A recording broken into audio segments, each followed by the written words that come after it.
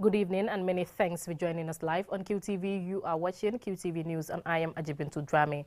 In tonight's top stories. A $20 million agreement was signed on Thursday by the Ministry of Finance and Economic Affairs with the World Bank to help the Gambia's economic recovery effort.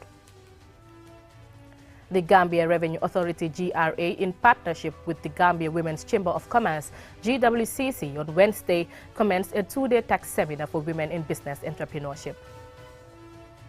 Alieu Jammeh, the Gambia's High Commissioner to Sierra Leone and Ambassador to the Republic of Liberia, on Wednesday presented his letters of credence to the Liberian president.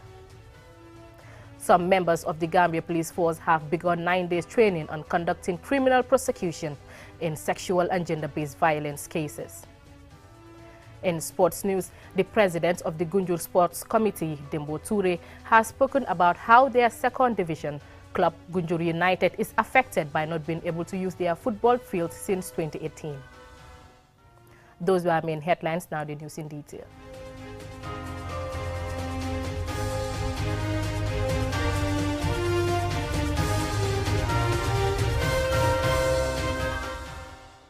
Now, the Ministry of Finance and Economic Affairs signed a $20 million agreement on Thursday with the World Bank for budget support to help the Gambia's economic recovery effort. Omar P. Jallo attended the signing and filed in this report. The signing follows the World Bank Board of Executive Directors' approval of the Gambia's second fiscal management, energy and telecom reform development policy financing. The DPF will support the Gambia's effort to improve debt and public investment management, financial viability and service delivery in the energy and telecom sectors, while enhancing the transparency and governance framework of state-owned enterprises. At the signing ceremony, the Minister of Finance and Economic Affairs, Sidi Keita, said the financing of a $20 million grant through the International Development Association IDA will support the government's inclusive growth agenda by contributing to its efforts to create a fiscal space and enhance service delivery in key infrastructure sectors. Minister Keita expressed appreciation to the World Bank for always supporting the government and people of the Gambia. This is one of the series of projects that the bank has embarked on in our national development agenda. And over the past few years, the country portfolio with the World Bank has been growing steadily. And as we speak today, we have a total commitment of 442 million, of which 300 is for national projects and 125 is for regional projects.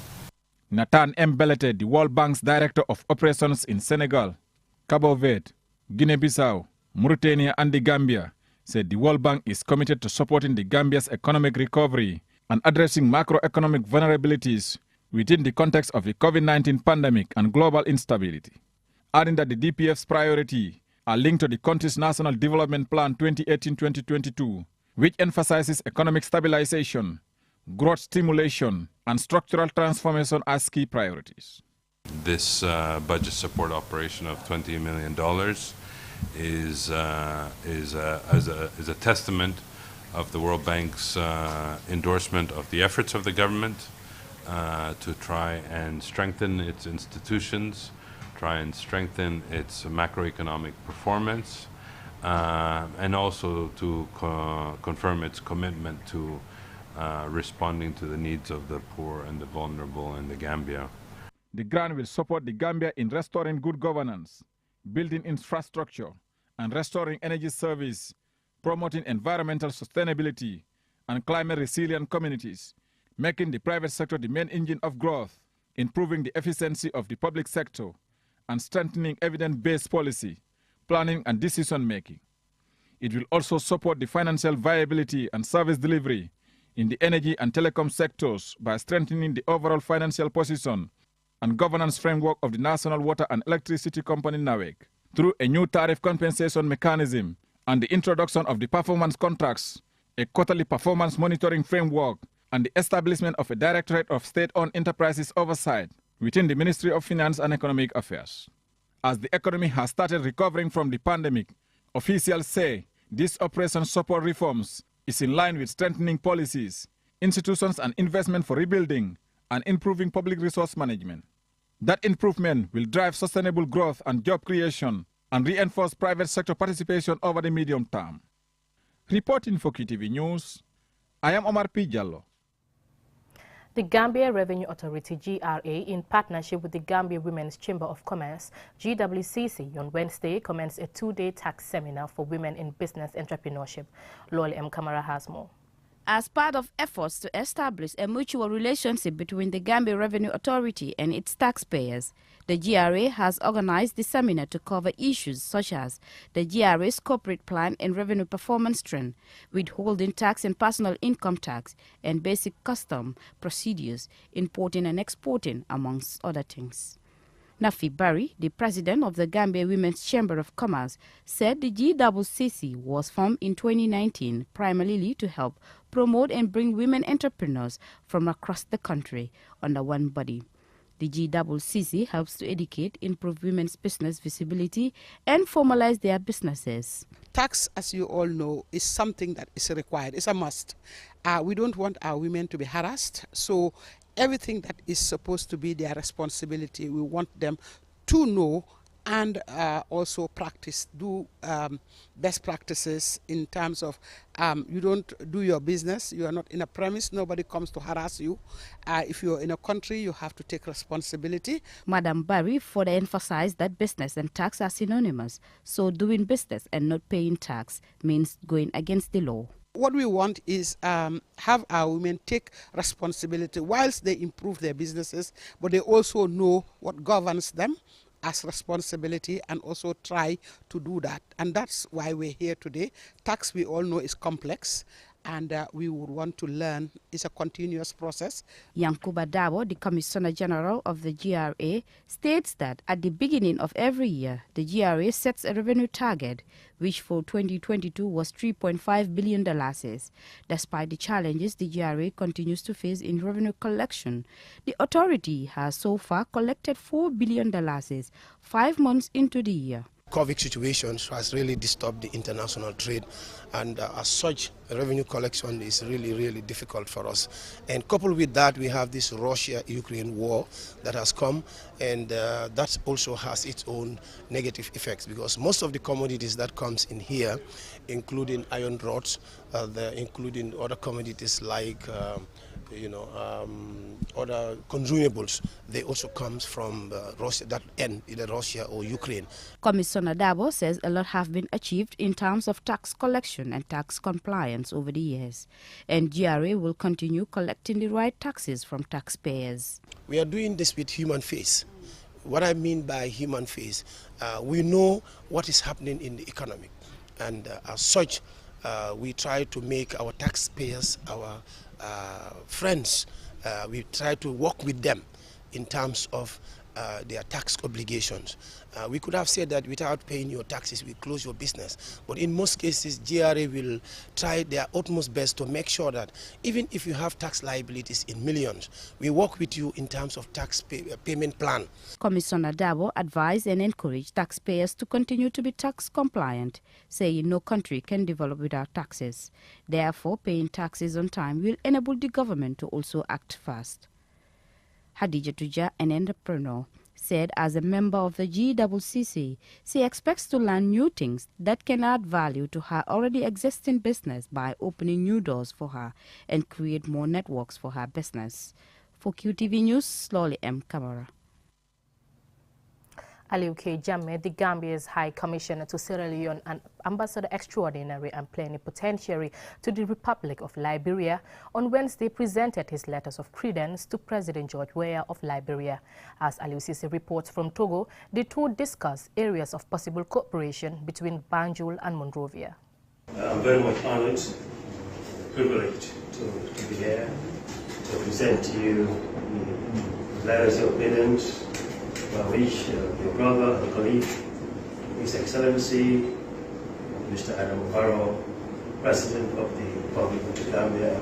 Receiving the credentials of High Commissioner Jammeh, also Ambassador accredited to Liberia at the Presidential Palace in Monrovia, Liberia, President Weah congratulated Ambassador Jammeh and held the long-standing bilateral ties between their two nations. He urged the government of the Gambia to explore investment opportunities in his country, particularly in the areas of tourism and agriculture. Let me assure you that the government of Liberia will continue to foster closer bonds of friendship, bilateral ties between our two peoples. The government would like to encourage the government of the Gambia to explore investment opportunities in Liberia, especially in the areas of tourism, trade, and agriculture. Please extend my greetings and best wishes to my brother, His Excellency Adama Barrow, President of the Republic of Gambia. He gave assurances of his government's commitment to closely work with Ambassador Jammeh to further strengthen the existing relations between Banjul and Monrovia. High Commissioner Aliu K. Jammeh, who had previously served as the Gambia's Minister of Youth and Sports and also Ambassador to Guinea-Bissau, is determined to broaden and deepen the bilateral cooperation with a view to promoting ongoing efforts at national, sub-regional, and global levels aimed at addressing food security, youth empowerment, among others. Among his key priority areas are agriculture, forestry, trade, tourism, and youth and sports. High Commissioner Jammeh later visited the Invincible Sports Park at the request of President George Weah, a former footballer himself. The park was inaugurated last month at an event attended by several football legends from Africa. Reporting for QTV News from Lome in Togo, I am Aliu Sise. From that story, we will go for a short commercial break. Still to come, we have more stories too. Stay tuned.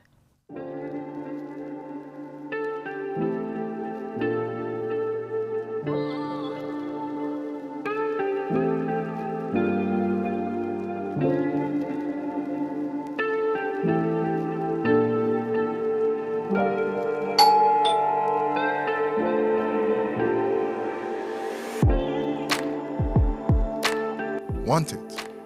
Order for it and pay quickly using QuickPay on the QMoney platform. With great technology comes ease and convenience. Get a glimpse of what a comfortable life is with QMoney by dialing *323# now.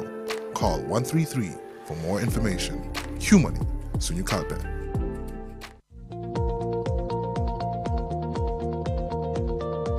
To make sure your company's products and services reach your potential customers, it is essential that you choose the right channel for your marketing purposes. QTV has the widest reach locally and beyond, and we can give your business the visibility it needs. Call QTV Marketing on +220 324 4444 or email us at marketing@qtv.gm and take your business to the world.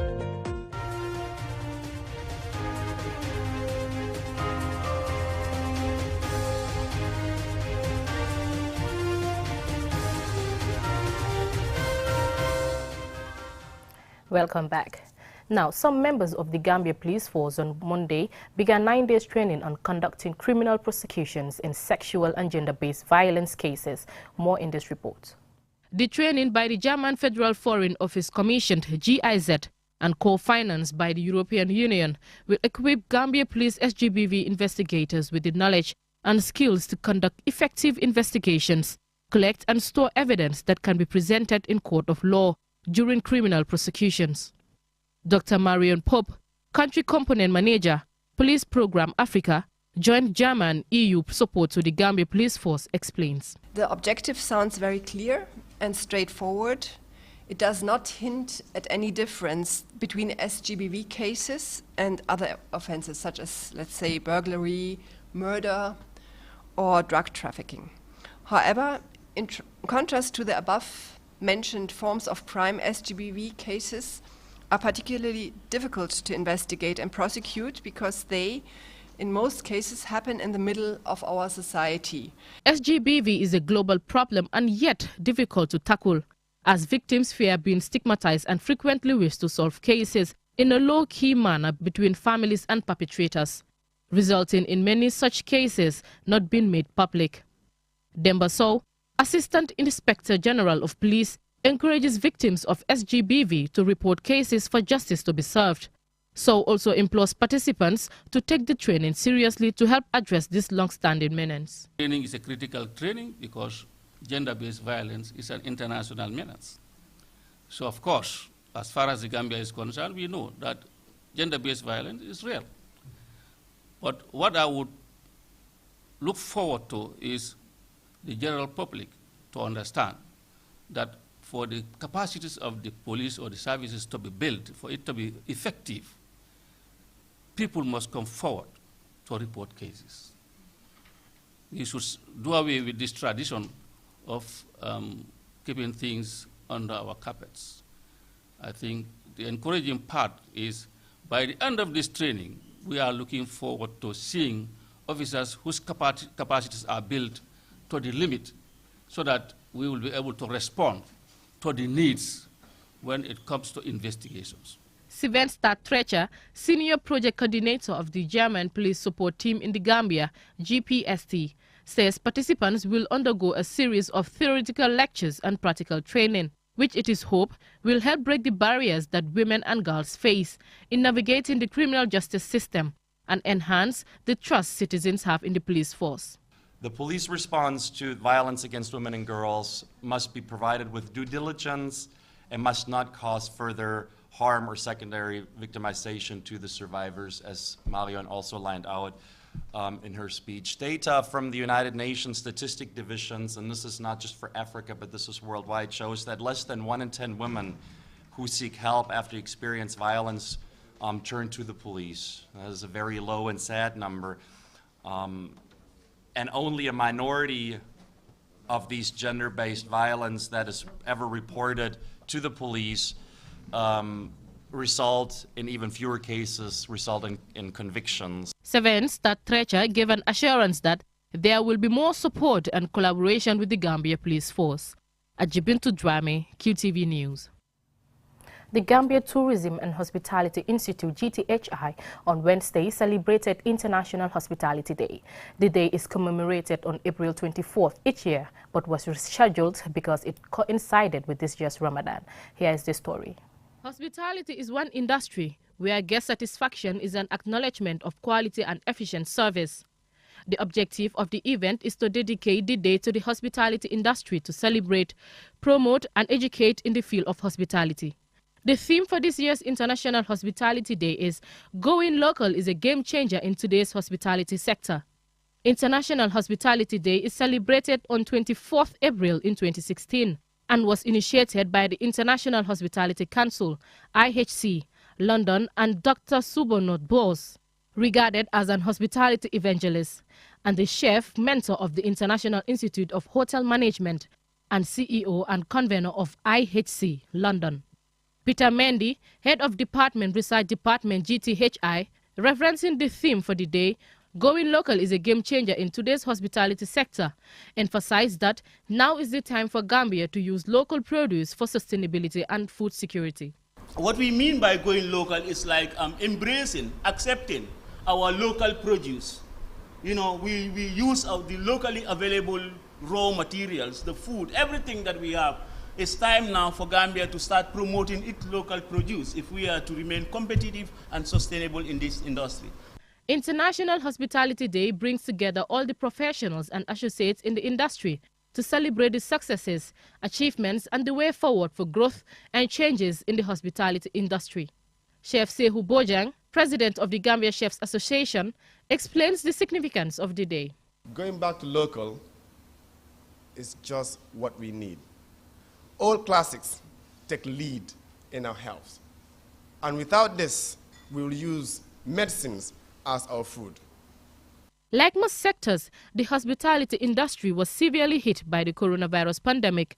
However, despite these circumstances, the 5th International Hospitality Day was celebrated with vigor in over 80 countries. Dauda Balde, representing the director of GTHI, also emphasized the use of local produce in the Gambia.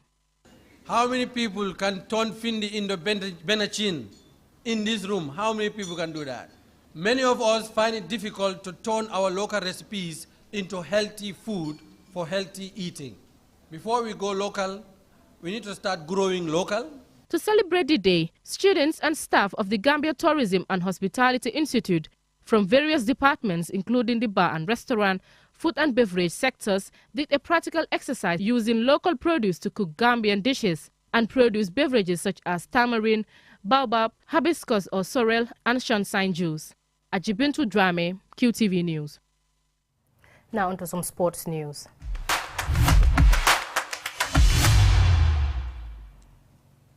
The president of the Gunjur Sports Committee, Dembo Toure, says not being able to use their football fields has affected their second division club, Gunjur United. There has been no Nawetan football at the Namina football field since 2018 due to delayed renovation work. Our sports reporter, Momudu Kajaga, visited the field last week and he now reports. Frustrating is how he describes their current situation.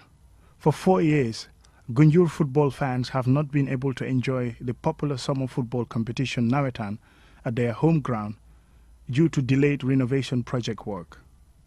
Dembo Toure, president of the sports committee, explains. Very big challenge for Gunjur.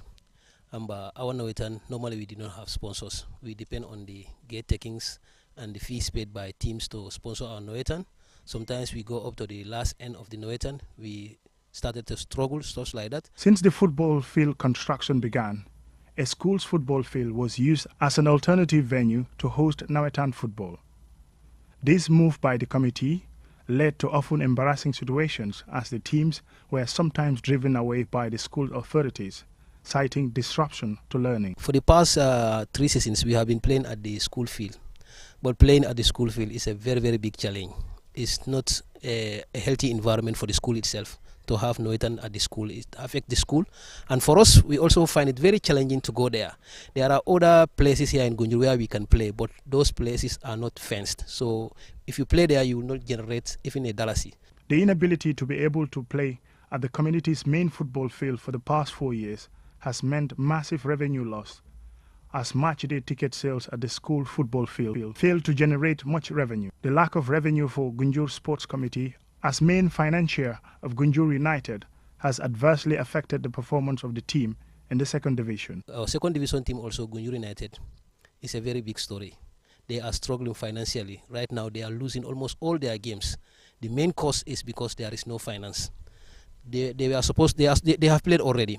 Before this game we have to go to people to meet them, our alkali, our chief and other people, to ask them to help us with money. That is not the right way to run a team.